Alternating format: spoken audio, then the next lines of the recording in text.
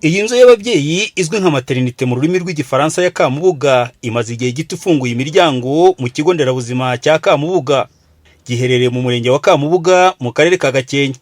Ni inzu abayigana bishimira cyane bakurikije imiterere y'abakiraga mbere byagaragaraga ko itajyanye n'igihe. Ingorane twahuraga nazo hari haruguru kuri maternité ishaje mbere s'ubwo ngubwo.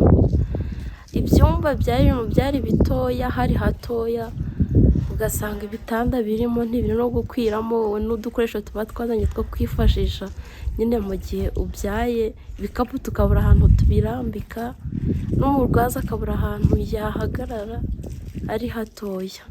Iyi maternité rero yadushimishije kubera ko iri ahantu hisanzuye. Mbere twajaga hari haraguru bikaba bigoye, waba uri gutaka abaturutse hirya no hino bakakubona, ariko aha ngaha nta kibazo.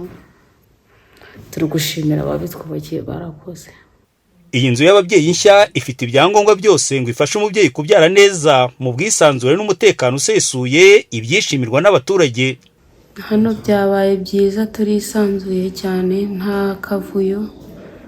Naho iri haruguru wasanga mbese hari ubwo ababyeyi bamwe tuhahurira ugasanga tubaye benshi, ariko hano byasobanutse, hariho umutekano, nta kibazo. Ariko ubu ngubu tuboneye iyi maternité nta mubyeyi ukibyarira mu rugo, bose ni ukubyarira kwa muganga hano, tukagera byihuse kandi bakadufata neza cyane. Si ababyeyi gusa binubiraga serivisi mbi yatangirwaga mu nzu itari ikwiriye, kuko n'ubuyobozi bw'ikigo nderabuzima cya Kamubuga nabwo ari uko. Uwamahoro Marie Gloriose yungirije umuyobozi w'iki kigo nderabuzima akaba n'umubyaza. Nk'ahantu ho kubyarira ni urugero, hari harimo ibitanda bibiri kandi bigaragara ko ari nk'icyumba cy'ishuri. Birumvikana ko ingorane zirimo kugira ngo ubashe gukurikirana abagore babiri mu kantu gatoya kangana gutyo ni ikibazo. Uwamahoro akomeza avuga ko kuri ubu nabo bishimiye serivisi nziza barimo gutangira ahantu heza.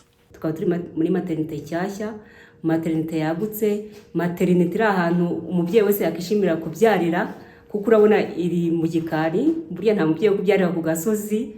Harya twari turi babonera ko ni ahantu buri wese abasha kugera, ariko hano ni ahantu umubyeyi yisanzura. Iyi nzu nshya y'ababyeyi ya Kamubuga yuzuye mu gihe cy'amezi 4, itwaye akayabo ka miliyoni 182 z'amafaranga y'u Rwanda.